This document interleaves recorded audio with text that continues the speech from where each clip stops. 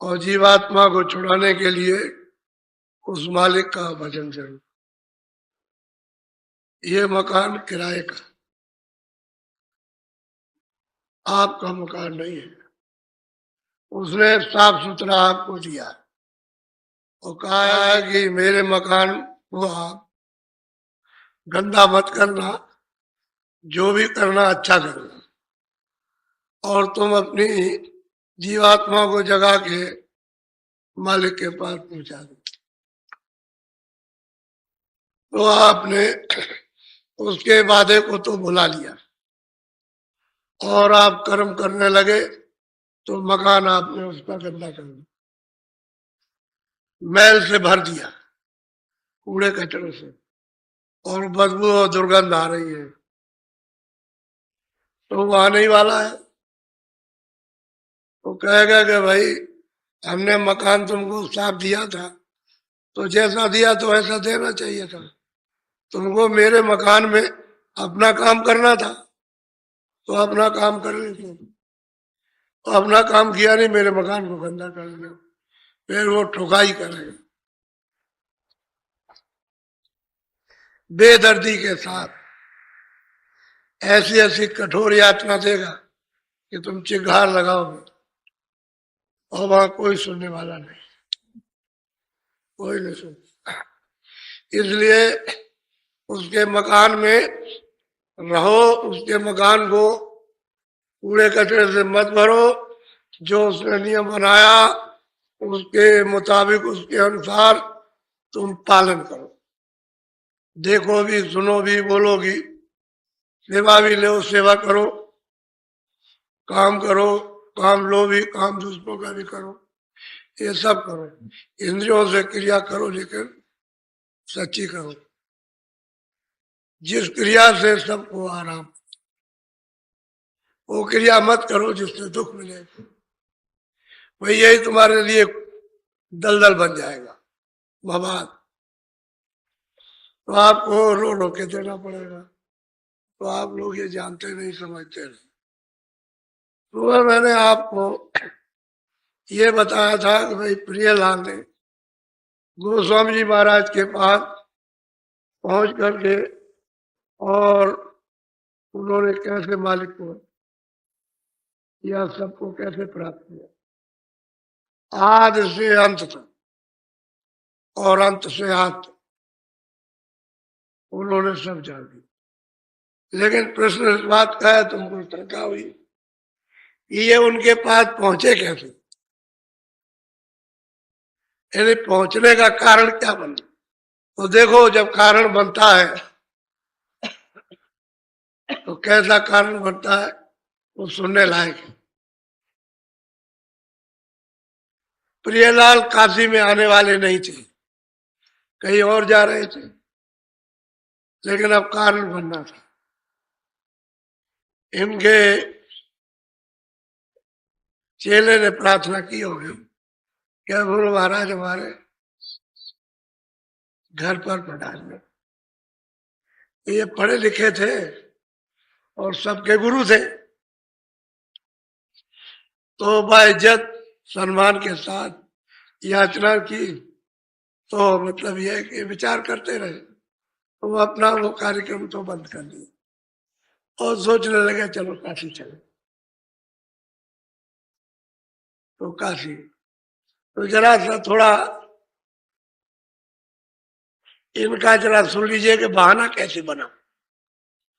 गोस्वामी जी महाराज के पास में ये कैसे गए और क्या कारण बन गया, ये जरा सुनने लायक है। बोलो जरा।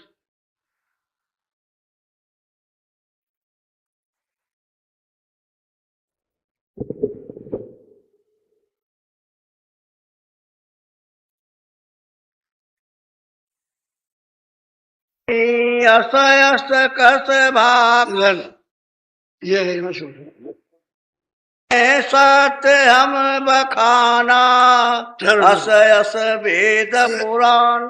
चारों धाम गए, सब कुछ कहा, लेकिन हमको कुछ नहीं मिला। फिर उन्होंने अपना वक्त मिला, फिर कुछ नहीं हुआ। तो भाई इतना जन्म तुम्हारा, इतना समय चला गया तो किस लिए गया। मालिक तो तुम्हारे पास है। तुम कभी उस घाट पर बैठ करके तुमने कभी ये प्रार्थना की कि हे मालिक दर्शन दो? कुछ नहीं बाकी। जब देख लिया कि बिल्कुल दीन हो गए तो कहा आप सत्संग सुन लो और रास्ता तो अब बता ही देंगे। तो 4 दिन 10 दिन 15 दिन सुना और सुनने के बाद बस रोते रहे, रोना शुरू कर दिया। बैठ के कभी उधर बैठ गए रो रहे तो कभी उधर बैठ गए, कभी उधर बैठ गए, कभी सोच गए तो वहां रोने लगे जाकर के, कभी कुछ अच्छा ना लगे उनको। तब देखा कि अब ठीक हो तो गोस्वामी जी महाराज ने फिर उस पर कहा देखो ये धर्माचार है। और यहाँ बैठ करके घाट पर बैठ करके मन और बुद्धि और चित्त और वही सूरत को रोक कर थाम करके और चलो अंदर की तरफ में रास्ता दिखाई देगा।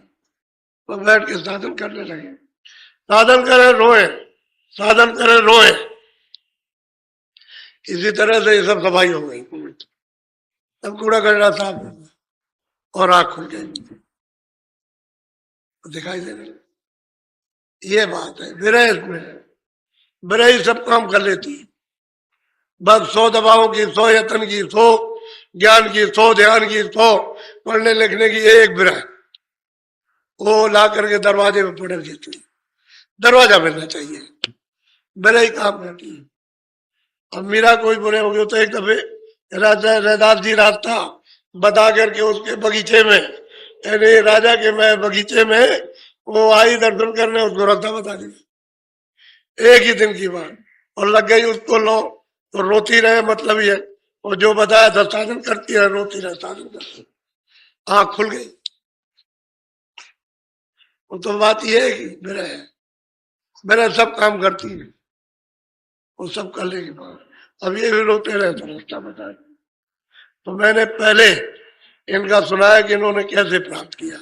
सही बात तो ये थी ये सबके गुरु थे। अब यह है कि चेले तो चेले थे, चेले क्यों भागे भाई?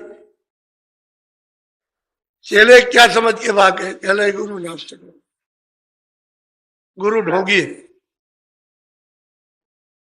तो ये समझकर नास्तिक समझकर चेले ज्ञानी हो गए।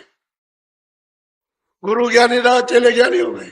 वो समझ गए। तो एक दिन उन्होंने कहा कि महाराज आपकी बड़ी दया हुई, कैसी कृपा दया कर दी कि चेले सभा भाग गए। अच्छा हुआ। ये कारण बना था ढंढोरा। ऐसा ही ढंढोरा पिटने का माना श्यामा नेनु विद्वान, काशी के उस समय धुरंधर, इनसे कोई टिक नहीं सकता। ऐसे विद्वान की साथ कंठन और इनको आगे कर दिया। ये सब जाकर के होना, जो प्रश्न करे उसका उत्तर ये भी सब वही रह गए और इन्होंने भी प्राप्त कर लिया। असल में बात यह है कि कोई ना कोई कारण बन जाता है जिससे महापुरुषों का मिलन हो जाता है। जब कारण नहीं बनेगा, जरिया नहीं बनेगा तो मिलन नहीं होगा। वो कोहराम जरिया बन गया, उसे लोगों को वहां तक पहुंचने का मौका मिला और वहां गए, उन्होंने सत्संग सुना, उसी से सब भ्रम टूट गया। करने सत्संग से भ्रम चला जाएगा, विवेक आ जाएगा। रास्ता तो बाद में है, पहले सत्संग। सब जितने भी भ्रम सब तोड़ दे, वो विवेक हो जाए। संसार का सत्य का सत्य का ये विवेक हो जाए। बुद्धि जब परिपक्व हो जाए सत्संग सुन करके तो बुद्धि को कोई ठग नहीं सकता, धोखा नहीं दे सकता। तो जैसे ही परिपक्व हो जाए, दीन हो गया, और दीन हो गया उसे दीन को मिल जाएगा। वो दीना ना से दीनों पे दया करता है। सबको ऐसे मिला, सब रोए, बहुत रोए। बेहतरीन के दृष्टांत को आप सुने तो बहुत रोए ये सब लोग, और सबको मिल गया और उन्होंने रास्ता दे दिया और सबको अपने सामने ही पहुंचा दिया। स्त्रियां भी इसमें, जैन मत के भी है, वैष्णव मत के भी है, सन्यासी भी है इसमें, और जात के इसमें क्षत्रिय भी है, तो ब्राह्मण मुसलमान भी है इसमें। मुसलमान वो तो शेख तकीब मियाँ, वो तो काशी में मजिस्ट्रेट थे, बहुत अच्छा इंसाफ करते थे। ये भी उसी कोहराम में फंस गए, उसी झगड़े में। इनके सामने तो पूरा ही झगड़ा था, तो ये उस झगड़े को समझने के लिए चले गए और वहां जाकर के उनका दीदार दर्शन हो गया। उन्होंने पूछा उस खुदा के बारे में, तो फौरन बताया उर्दू में, जैसे ही समझाया उर्दू जबान में, बस मतलब चुप हो गया, बिल्कुल गमगी, एकदम चुप हो गया, कोई जवाब नहीं। उनके जवाब के उत्तर के सामने कोई जवाब, फौरन बस वो दिन हो गया, उसको भी रास्ता दे दिया, वो भी रोज आए जाए। और देखा कि अब तो ये मालिक को चाहता है, तो उसको भी अपने सामने पार किया। कहने का है कोई ना कोई वसीला, जरिया, कारण वहां तक पहुंचने का, घर वाले, झगड़े वाले, कोई ये वाले, कोई वो वाले, कोई मिलने वाले, कोई ना निंदा करने वाले, कोई ना कोई मिल जाए तो जरिया बन जाएगा, वहां तक पहुंच जाएगा। ये होता है, कारण जरूर बनता है, बगैर कारण। और वो जो बहुत ऊंचे दर्जे के संस्कारी होते हैं, सीधे ही मिल जाते हैं, सीधे ही मिल लेते हैं, क्या हो जाए ऐसे मिल जाए। बोलो कुछ तो बोलो, कुछ बोल दो।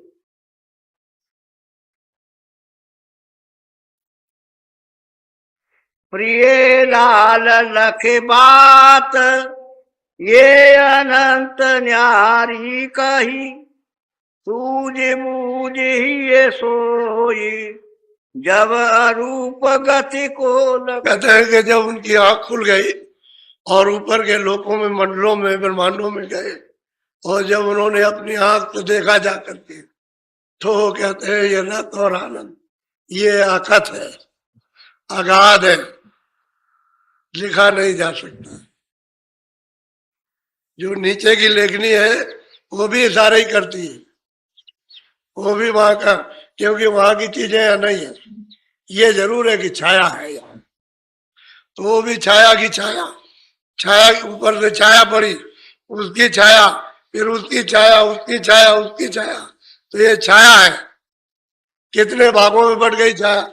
ये चांद, सूरज, सितारे जो दिखाई देते हैं ये असली नहीं, इनकी छाया पर्दे पर, पर्दे की छाया इधर इस पर्दे पर, उसकी छाया उस पर, यानी उसका प्रतिबिंब उस पर और उसका प्रतिबिंब उस पर, और वो ये प्रतिबिंब, ये प्रतिबिंब है, ये असली सूरज नहीं। असली सूरज के मंडल तो ऊपर है, तारागणों के मंडल ऊपर, चांद के मंडल ऊपर है, ऊपर बहुत कुछ है, लेकिन वो छाया है। ये मसाला बस छाया का है, अंत में छाया हो जाए, क्या हो जाए, गायब हो जाए। छाया दिखाई देती है दिन में, ये टंकी है वो छाया है, ये मकान बना उसकी छाया, ये मंदिर है उसकी छाया, जब रात हो जाएगी तो गायब। ये सब छाया, जितना भी मसाला बना, जो आकार में, चित्रकारी में, सुंदरता में, कारीगरी में जो कुछ भी दिखाई देता है ढांचे में, ये सब छाया, अंत में सब ये भी छाया। जिसमें ये तुरंत बैठी है वो भी छाया। तभी तो रोते मेरा बच्चा, अरे भाई तुम्हारा बच्चा कहाँ है, वो तो तुमने छाया पकड़ी है। जो बच्चा था उसको तो आपने परख नहीं पाया, वो तो निकाल दिया गया। ये बच्चा थोड़ी है, ये तो छाया है। अब इसको पकड़ के रो या इसको मतलब है जो कुछ, अंत में तो ये है कि चले जाओ, इसको गाड़ जाओ या इसको जला दो या इसको मतलब है कि पानी बहा दो। छाया किसी के लिए होती है। इसी धोखे में आप फंस लो तो बिना सत्संग के विवेक नहीं होगा, इतना आप फंस गए हो। सत्संग मिलेगा तो विवेक होगा, और सत्संग, और सत्संग से ही सबने पाया, बिना सत्संग के किसी को नहीं मिला। अभी तक तो किसी का प्रमाण है नहीं कि बिना सत्संग के मिल गया हो, सबको सत्संग के द्वारा मिला, उसके बगैर वो जानेगा ही नहीं। बोलो, ये घर अगम भेद है भाई, सत्संग करे लखे सब कहते हैं कि ये घर का जो भेद है आगम है, सत्संग करेगा तो भेद मिलेगा। आगम का भेद अपने घर में जाने का, और सत्संग नहीं करेगा तो वो भेद आगम है, वो नहीं मिल सकता, कोई नहीं जान सकता। अरे आप इतने दिनों से आ रहे हो, हम तो बाहर जा रहे हैं, ये तमाम लोग आपके सामने ही आए हुए हैं, जो सुबह थे उससे ज्यादा आ गए, वो आ गए लोग, और रात भर चलेंगे और कल दिन भर चलेंगे, कल देखिएगा आप इसकी उपस्थिति को। तो आप ऐसा मत समझो, मैं तो बहुत भ्रमण किया मैंने, वहां आपको बताया था। एक घड़ी के सत्संग में, 2 घड़ी के, एक दिन के 2 घंटे के सत्संग में आपको बहुत सुनाया, लेकिन वो जो सुनाया वो पढ़ा है आपने, तो कभी न कभी आपके उसको उपयोग में आ जाएगा। ऐसा नहीं है कि बीज डाला गया तो वो काम नहीं करेगा, पढ़ा है। जब ऋतु, जब मौसम उसका आएगा तो जब आएगा। डाल दिया बीज, पड़ा हुआ है। बहुत से जमीन में बीज पड़े हुए, चाहे जितनी गर्मी, अभी बरसात हो जाए तो नहीं जमेगा। जब जाड़ा आएगा तभी जमेगा, चाहे जितना पानी गिरे। बाद जाड़ा लगा, चाहे पानी भरते न भरते, वो भी जम आएगा। तो महात्माओं का डाला हुआ बीज वो नाश नहीं, वो नहीं नाश हो। वो जब मौसम आएगा, उसकी जब बाहर आएगी तो और जमेगा, कल्ला दे जाएगा, तब काम होगा। ये तो ये इतने दूर दूर से आए, तो ऐसा नहीं है कि मैं कहीं गया नहीं, मैंने दौड़ा करके बहुत मेहनत। अब तो मेरी उम्र बहुत हो गई, वैसे अभी मैं मेहनत करता हूँ, कम थोड़ी मेहनत करता हूँ, बहुत कम। तो सत्संग सुनो, आपको जो कुछ भी जानकारी और परिचय जो कुछ मिला सत्संग, सत्संग नहीं मिलता तो कुछ नहीं होता। और जो कुछ भी आपने अंदर जो चलने का जाना, जो देखा और सुना, वो सत्संग से ही आपने पाया, वैसे नहीं पाया। वैसे तो क्रिया तो आप पहले भी करते थे, लेकिन मालूम नहीं था कि दरवाजा कहाँ है और कैसे आँख खुलेगी, कैसे कान खुलेंगे, किधर से आवाज आती है, किधर से देखा जाएगा, आपको पता ही नहीं था। सत्संग से अब वो प्रियलाल कहते हैं कि भाई बिना हमको भी जो मिला उस सत्संग से, हम अगर उनके पास जाते नहीं, उनके वचन को नहीं सुनते रोज रोज रोज रोज, तो हमको भी कुछ पता नहीं चलता, हमको भी सत्संग ही चलता। क्योंकि अगम घर का भेद है सत्संग से, और सत्संग बगैर महात्मा खुश नहीं होते। क्योंकि सत्संग सुनोगे, विवेक आ जाएगा, आपके अंदर गुण आएंगे, तब वो तुम्हारे ऊपर रीच आएंगे, तब रास्ता देते। ऐसे बोलो। ये अगाध की बात है अनुपा, मुझे संत मिले कोई। कहते हैं कि भाई ये अगाध की बात है, कोई संत मिल जाएंगे और कोई जिज्ञासु मिलेगा, तब तो वो काम बन जाए। जिज्ञासा होना चाहिए, उस चीज को चाहने वाला कि हम भी प्रभु को प्राप्त करना चाहते हैं, बताने वाले महापुरुष मिल जाए, तब तो अगम का भेद घर जाने का आपको मिलेगा। वैसे नहीं मिल सकता, यही कमी है इस कलयुग में। जो फसाव ज्यादा हो गया कि महात्माओं का आपने इतनी निंदा की है कि अब आपको शर्म आती है, शर्म आती है, यह आती है, और आप डरते हो कि हमको पाप लग जाएगा, हम नरक में चले जाएंगे। बताइए, शास्त्रों में तो सब में लिखा है कि संत को सबसे बड़ा, सब में लिखा हुआ है, लेकिन जो लिखा है उसको नहीं मानते हैं। रामायण रोज पढ़ते हो, उसमें संत की महिमा लिखी है कि वो सबसे बड़े, लेकिन नहीं मानेंगे आप, उनसे शंका करते हो और उनकी निंदा करते हो। और निंदा संत की बौर बौर नरके जाए, कोई नहीं बचा सकता। संत की निंदा अगर आप करेंगे तो कोई बचा नहीं सकता, कोई भी जगत में बचाने वाला नहीं है। इसलिए आपको पता नहीं कि सत्संग नाम किसका है। ये धक्कम धुक्का काम नहीं है, वो तो बहुत ही सावधानी का काम।